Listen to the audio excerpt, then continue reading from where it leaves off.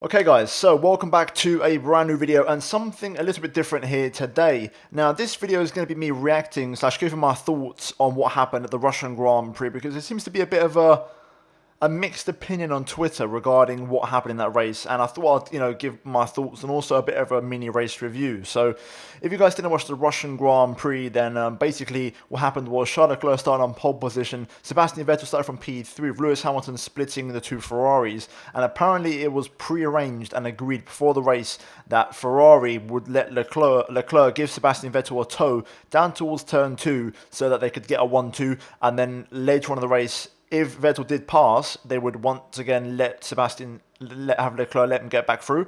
And it didn't quite go that way. But I've seen this being blown way more out of proportion than I think it needs to be, in my opinion. So overall, I'm going to try and run through this a little bit. So there was also radio messages broadcast over the race, and Leclerc was generally quite frustrated because he did. He kept a cool head, but at the same time he was like, okay, but this, we agreed on something here, and you're not giving me what I want. So at the same time, Sebastian Vettel was on the other side, and he wasn't, I wouldn't say betraying, but he wasn't obeying the plan, which was to let Leclerc back through.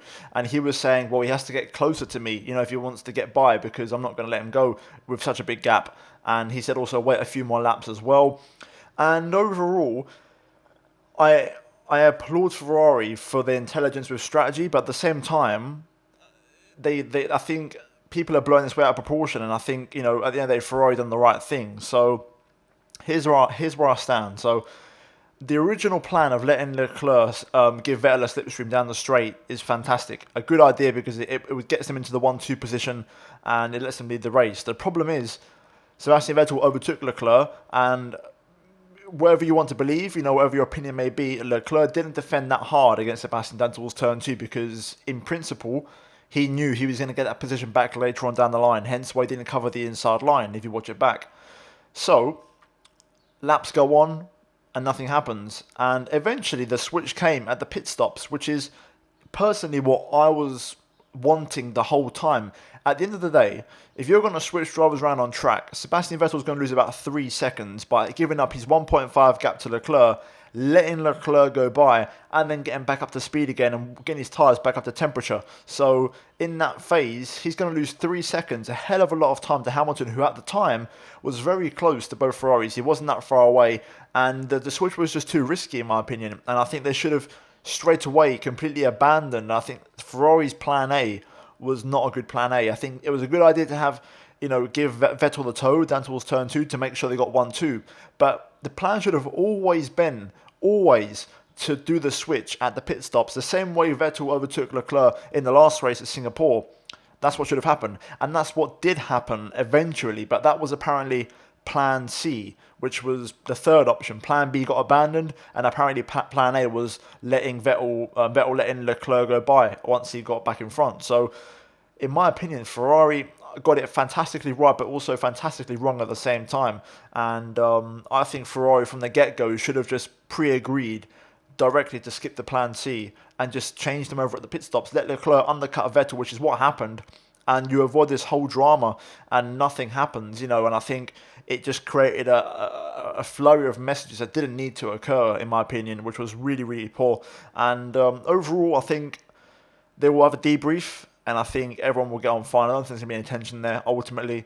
And one small thing I wanted to mention as well, I'm not aware personally of how severe Sebastian Vettel's issues were at the time, but Ferrari really shot themselves in the foot by telling him to stop the car straight away.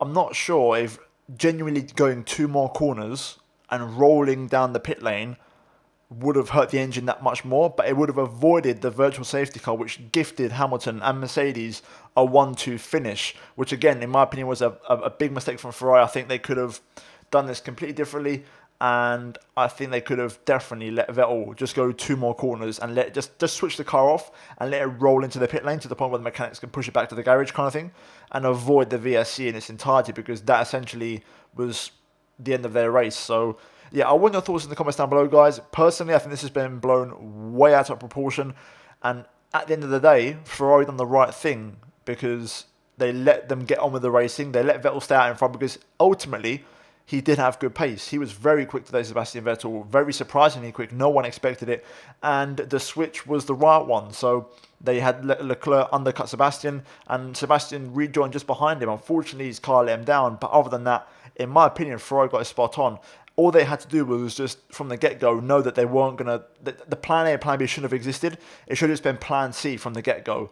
And that should have been the plan the entire race. Let Vettel overtake or, get Hamilton at the start with the slipstream and then switch them back around at the pit stops. And that's it. That should have been the plan from the get-go, because it reduces time loss by doing it on the undercut-overcut strategy. Vettel can still stay out and do his best pace, and also Leclerc can come in earlier and push extra hard, and that way nobody loses time. You lose less time by just being on track and doing a prolonged stint in the first one with Sebastian Vettel, rather than slowing down, letting Leclerc go by, and then getting back up to speed and letting your tyres and everything come back up to temperature. So, yeah, guys, I want your comments I want your feedback in the comments down below.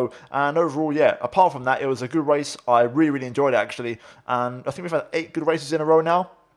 Even Singapore, that was a bit of a slow burner, but at the end it picked up quite nicely. And this race as well was quite good. And it's a shame that, Vettel's retirement did happen, because I think we could have had a much more interesting end to the race. But other than that, the midfield battles were good. Verstappen, Albon making plenty of overtakes. And then you also had McLaren as well, really showing, how good they were, considering how poor they were on Friday practice.